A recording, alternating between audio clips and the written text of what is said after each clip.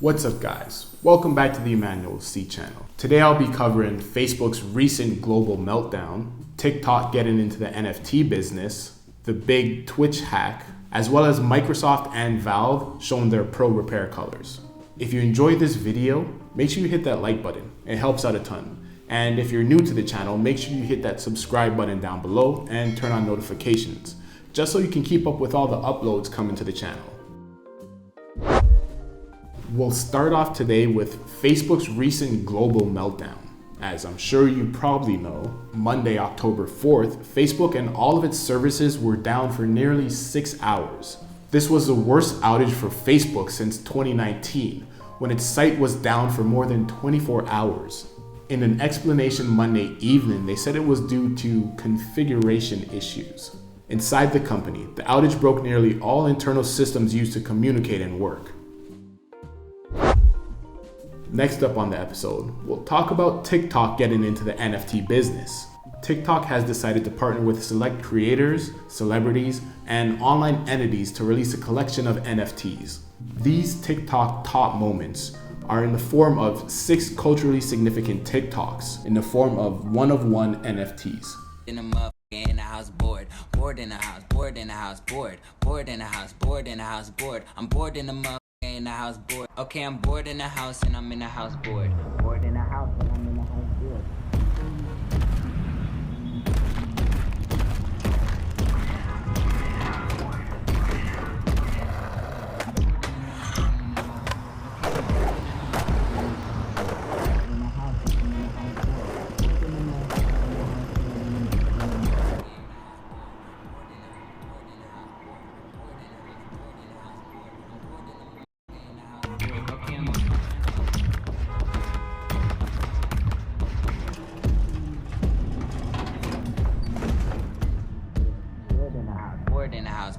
Bored in the house, bored in the house, bored. I'm bored in the house, bored. Okay, I'm bored in the house and I'm in the house, bored.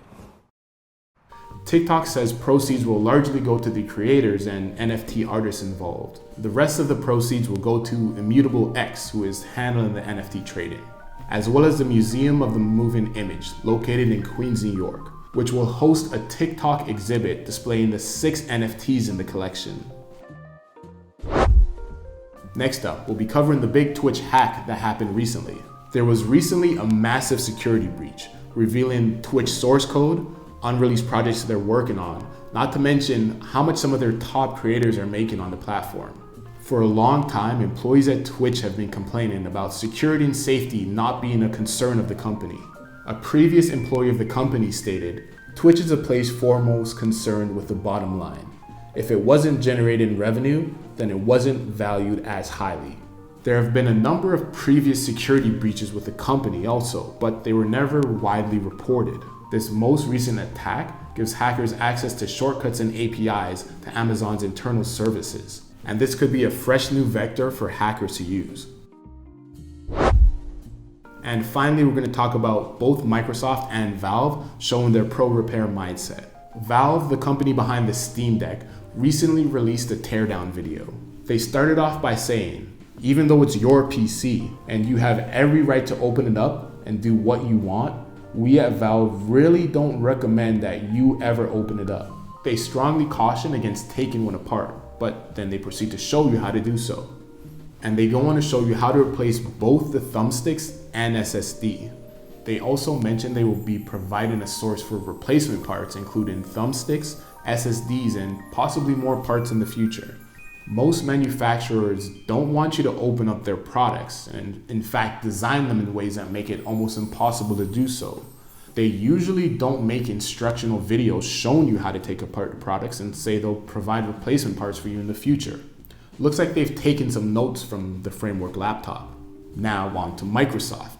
A June 2021 shareholder resolution from As You Sow has requested Microsoft analyze the environmental and social benefits of making its devices more easily repairable.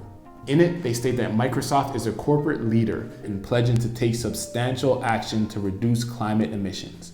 Yet, our company actively restricts consumers' access to device repairability, undermining our sustainability commitments by failing to recognize a fundamental principle of electronic sustainability. that overall device environmental impact is principally determined by the device's useful lifetime. In France, device manufacturers are now required to publish device repairability scores at point of sale. The scores are determined in part by the public availability of technical documents to aid in repair and the availability of replacement parts. Now, this doesn't mean that current Microsoft products will instantly become more repairable, but in the long term, it will be easier to get more replacement parts. And it will be easier to find a shop to repair your products when they break down without having to go directly to Microsoft. That's it for this episode. If you're interested in a more in-depth conversation about the stories covered today, make sure you click the link down below to check out a podcast I did with a friend on these same topics. If you enjoyed this video, make sure you hit that like button. It helps out a ton. And leave a comment for any of the topics you were interested in today. Did you notice Facebook was down? Were you happy to get a break from Instagram and Facebook, or were you frustrated you couldn't contact your family and friends through their messaging services? What do you think of TikTok creating NFTs? Is it something you'd be interested in buying? And do you think it's something positive or negative for the creator economy? How do you feel about this Twitch hack? Were you surprised that it happened? And what do you think it means for the future of Twitch and Amazon moving forward? And what do you think of these repairability stances from both Microsoft and Valve? Are you optimistic for a more repairable future? Well, thank you so much for watching. I'm Emanuel-C, and I'll catch you in the next video. Take it easy. Peace.